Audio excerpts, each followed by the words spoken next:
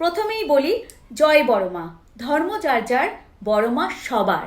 আজকের ভিডিওটা শুধুমাত্র নৈহাটিবাসীদের জন্য, তবে নৈহাটিবাসীদের সবার জন্য না, কিছু সংখ্যক মানুষের জন্য যারা বড়মার ভক্তদের নিয়ে অতিষ্ঠ হয়ে পড়েছেন, তাদের জন্য স্পেশালি এই ভিডিওটা বানানো হচ্ছে। আমি কিছুদিন আগে বড়মা দর্শনে গিয়েছিলাম, দিনটা ছিল রবিবার 29 ডিসেম্বর। ওখানে গিয়ে আমি পুজো দিয়েছিলাম, আর আমার পুজো দেওয়ার এক্সপিরিয়েন্স সেটা আমি শেয়ার করেছিলাম, 4টে পার্টে শেয়ার করেছিলাম। 3টে মিনি ব্লগ দিয়েছিলাম আর একটা বড় ব্লগ দিয়েছিলাম, প্রায় 8 মিনিটের কাছাকাছি, 7 মিনিট কত সেকেন্ডে একটা ব্লগ দিয়েছিলাম।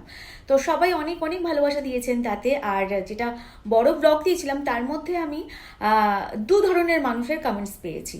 তো প্রথমেই বলে দিই একটা কথা, আমি যখন ওখানে গিয়ে লাইন দিয়েছিলাম, সেই লাইনে দাঁড়াবার এক্সপিরিয়েন্স দুটো আমি শেয়ার করেছিলাম আমার বড় ব্লগটায়। তো ওখানে আমি একটা বলেছিলাম যে রাস্তাটা প্রচণ্ড পরিমাণে নোংরা পড়ে থাকে, মানে এঁঠো সঙ্গড়ি সমস্ত কিছু রাস্তার উপরে ছড়ানো ছিটানো থাকে। এটা নিয়ে আমি কর্তৃপক্ষকে মানে উদ্দেশ্য করে কিছু কথা বলেছিলাম। আর একটা বিষয় বলেছিলাম যে ওখানকার কিছু কিছু মানুষ, দু ধরনের মানুষ আমি দেখেছি ওখানে।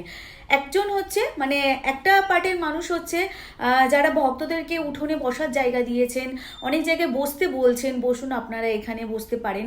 আর কিছু সংখ্যক মানুষ ওখানে রয়েছেন যারা ভক্তদের দেখলেই মানে বিষ হয়ে যাচ্ছে, দু চোখের বিষ হয়ে যাচ্ছে, মানে তাদের সঙ্গে এত দুর্ব্যবহার করছে। এটা নিয়ে আমি বলেছিলাম যে লাইনটা যাতে পাড়ার মধ্যে থেকে না গিয়ে লাইনটা যাতে রাস্তার মধ্যে থেকে রাউন্ড বাই রাউন্ড ঘোরানো হয়, এইরকম একটা কিছু কথা বলেছিলাম। সেখানে আমার কমেন্টসে দু রকমের কমেন্টস এসেছে।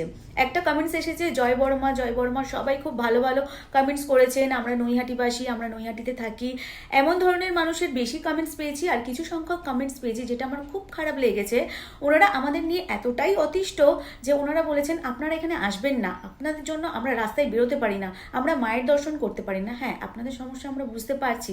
দেখুন না, আর কিছু কমেন্টস আমি আগে বলে দিই, তারপর আমি ওই দিকে আসছি। তো মানে আরও কিছু কমেন্টস এসেছে যারা বলেছেন যে এখানে আসবেন না, এখানে কিন্তু ভণ্ডামি হচ্ছে, এখানে ব্যবসা চলছে, এখানে আপনারা যেদিন জানবেন কিভাবে ভণ্ডামি হয় তাহলে আপনারা হয়তো এখানে আর পুজো দিতে আসবেন না। মন্দিরের ভেতরে কি ব্যবসা চলছে, বাইরে কি ব্যবসা চলছে, এরকমভাবে প্রচুর মানুষ কমেন্ট করেছেন। আর তার সঙ্গে এটাও বলেছেন আপনারা দয়া করে এখানে আসবেন না, আমরা বাজারে যেতে পারি না, আমরা এখানে যেতে পারি না, ওখানে যেতে পারি না, এই ভিড়ের ঠেলায় আমরা মানে স্বাধীনভাবে বাঁচতে পারছি না ওখানে। তো আপনাদের উদ্দেশ্যে আমি একটা কথা বলি, আপনারা দেখুন, আপনারা তারাপীঠে যান না পুজো দিতে, দক্ষিণেশ্বরে যান না পুজো দিতে, আমি নৈহাটিবাসীদের শুধু বলছি, আপনারা যান না তারাপীঠে বা তারকেশ্বর, কালীঘাট, এইসব জায়গায় আপনারা পুজো দেন না? শুধুমাত্র নৈহাটিতেই কি পুজো দেন আপনারা? বড়মার পুজো দেন, আর অন্য কোনো ঠাকুরের পুজো দিতে যান না? পুরীতে যান না জগন্নাথ দেবের দর্শন করতে, ওখানে লাইন পড়ে না? ওটাও তো, ওখানে কি মানুষ থাকে না? ওখানেও তো মানুষ থাকে, ওখানেও তো বসবাস করে সবাই, সেই তার মধ্যে থেকে লাইন দিয়ে যেতে হয়। কিন্তু আপনারা যেভাবে ব্যবহারটা করছেন, আপনারা বলছেন অতিষ্ঠ হয়ে পড়ছি, এরকমভাবে ওখানকারও হয়তো ওনাদের মনে হয়, কিন্তু আমরা কোনোদিন বাজে ব্যবহার পাইনি। যেভাবে নৈহাটিতে বাজে ব্যবহার পেলাম বা কমেন্টসে বাজে ব্যবহারটা পেলাম, এরকম কোনোদিন পাইনি। তো সে যাই হোক, আপনাদের অসুবিধা হচ্ছে আপনারা প্রশাসনকে বলবেন। আপনারা তো কমেন্টে একটা কমিউনিটি গড়ে তুলেছেন, সবাই মিলে একজোট হয়ে প্রশাসনের কাছে যাবেন, আপনারা আবেদন করবেন ওখানে যাতে ফাঁকা হয়ে যায়। তো আপনারা চেষ্টা করুন। তবে এইটুকুনি আমি বলতে পারি, বড়মা যদি চান আমাদের পুজো নেবেন, আপনারা আটকাতে পারবেন না। এবারে আসি ব্যবসায়। তো আমি দেখলাম হ্যাঁ, ওখানে ব্যবসা বেশ ভালোই চলছে। কি ব্যবসা চলছে? যারা ছোট ছোট ক্ষুদ্র ক্ষুদ্র ব্যবসায়ী, যারা একটু ফুল বিক্রি করছে, একটু প্রসাদ বিক্রি করছে, সেটাকে আপনারা ব্যবসা বলছেন? না ভেতরের আরও কিছু ব্যবসা রয়েছে যেটা আমরা জানি না, আর আমাদের জানার কোনো প্রয়োজনও নেই। আপনাদের একটা কথা বলে রাখি, সবাইকে, আমার যত ভিউয়ার্স রয়েছেন সবাইকে বলছি, দেখুন ওখানে কি ব্যবসা চলছে না চলছে আমরা জানি না, কিন্তু আমরা ওখানে যাওয়া পর্যন্ত গাড়ি খরচা যেটুকুনি হয়েছে সেটুকুনি। ওখানে গিয়ে ডালা 101 টাকার ডালা রয়েছে, 151 টাকার ডালা রয়েছে, 31 টাকার ডালা রয়েছে, 51 টাকার ডালা রয়েছে। জোর জবরদস্তি করে আপনাদের বলবে না যে 501 টাকার ডালা নিতে হবে, 1001 টাকার ডালা নিতে হবে, আপনার সামর্থ্য অনুযায়ী আপনি ডালা নেবেন। এই একটা পয়েন্ট গেল। ভেতরের কথা বলি, ভেতরে যখন আপনি ঢুকছেন ওখানে কিন্তু কোনো পান্ডা নেই, কোনো পণ্ডিত নেই যে আপনাকে মানে যেমন পুরীতে গিয়ে হয় মানে কাড়াকাড়ি করে পান্ডারা যে টাকা দিতে হবে টাকা দিতে হবে, ওখানে কিন্তু ওরকম কোনোই মানে নেই, কেউই নেই যে টাকা চাইবে। একটা প্রণামী বক্স রাখা রয়েছে, দক্ষিণা আপনি চাইলে দেবেন, না চাইলে না দেবেন, দক্ষিণাটাও ওনারা চাইছে না। কিন্তু ওনারা কি করে বলছেন যে ওখানে ব্যবসা হচ্ছে, আমি কিছুই বুঝতে পারছি না। আপনাদের যদি মন থেকে ইচ্ছা হয় মাকে কিছু দান করবেন, তো সেটা আপনারা প্রণামী বক্সে দিতে পারেন, এছাড়া ওখানে কোনো কিছু চায় না, কোনো পণ্ডিত নেই যে আপনার কাছ থেকে টাকার দাবি করবে বা কিছু, বা আপনাকে এত টাকার প্রসাদ কিনতে হবে। আপনারা বাড়ি থেকেও আপনার নিজের বাজার থেকে গিয়ে আপনি প্রসাদ কিনেও মায়ের পুজো দিতে পারবেন। তো এখানে আমি কি ব্যবসা কি ভণ্ডামি চলছে আমি তো নিজে কিছু জানি না, তবে আমার ভীষণ ভালো লেগেছে। আমি সেকেন্ড বার গেছি, মাকে আমি ডেকেছিলাম, কিছু প্রার্থনা করেছিলাম, মানত করেছিলাম, পূর্ণ হয়েছে। আমি গেছি সেকেন্ড বার, আবারও প্রার্থনা করে এসেছি, মানত করে এসেছি। আমার আশা পূর্ণ হলে আমি আবারও যাব, কেউ আটকাতে পারবেন না। আপনারা মা ডাকলে অবশ্যই যাব। আরেকটা কথা বলি, আপনারা অনেকেই বলেছেন এত কষ্ট করে আপনারা লাইন দেন, ভেতরে গিয়ে কি আপনারা একটুখানি মায়ের দর্শন করতে পারেন, একটু ফটো তুলতে পারেন, ছবি তুলতে পারেন, মায়ের কি ভালো করে পুজো দিতে পারেন?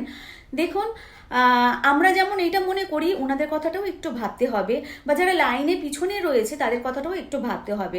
কারণ আমরা যদি ওখানে গিয়ে অনেকটা সময় নিয়ে নিই, পিছনে যারা রয়েছে এই এত বড় লাইন সেটাকে তো পার করাতে হবে, সেই জন্যই কিন্তু ওখানে সময়টা খুব কম দেওয়া হয়। কিন্তু পুজো ঠিকই দেওয়া হয়, ভালোভাবেই পুজো দেওয়া হয়। হ্যাঁ, মারামারি কিছুটা লেগে যায়, কারণ ঠেলা ঠেলি এত প্রেশার কি করে মানুষ সামলাবে, কোনো মানুষই সামলাতে পারবে না। কিন্তু সিস্টেম খুব ভালো, সবই খুব ভালো। এবার যদি ভেতরে কিছু হয়ে থাকে, কোনো ব্যবসা চলে থাকে, আমার জানার দরকার নেই। আমি ভক্ত হিসাবে মায়ের কাছে গেছি, কোনো অন্য কিছু উদ্দেশ্যে আমি যাইনি। ভক্ত হিসাবে আমি মায়ের কাছে গেছি, মায়ের প্রার্থনা করেছি, মাকে ডেকেছি, মা আমার ডাকে সাড়া দিয়েছেন। নেক্সট বার গেছি, আবারও যাব। তবে আপনাদেরকে জানিয়ে দিই, ওখানে আপনারা ভাববেন না যে ওখানে গেলে টাকার খেলা, কোনো রকম টাকার খেলা নয়। ওখানে শুধুমাত্র আপনারা আপনাদের গাড়ি ভাড়া করে যাবেন, আপনাদের পছন্দ মতন ডালা চুজ করবেন, আপনারা গিয়ে মায়ের পূজা দেবেন, ইচ্ছা হলে দক্ষিণা দেবেন, না হলে দেবেন না।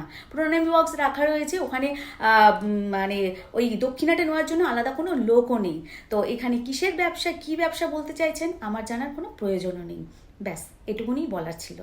সত্যি যারা নৈহাটিবাসীর বাসিন্দা, কিছু মানুষ যারা এরকমভাবে আমাকে কমেন্ট করছেন কমেন্ট বক্সে এসে, তারা এতটাই অতিষ্ঠ ভেবে আমার খুব কষ্ট লাগে।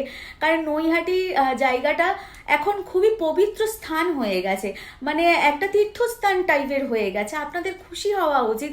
সেই জায়গায় দাঁড়িয়ে আপনারা মায়ের পুজোটা বন্ধ করতে চাইছেন, এটা ভেবে আমার খুব খারাপ লাগছে।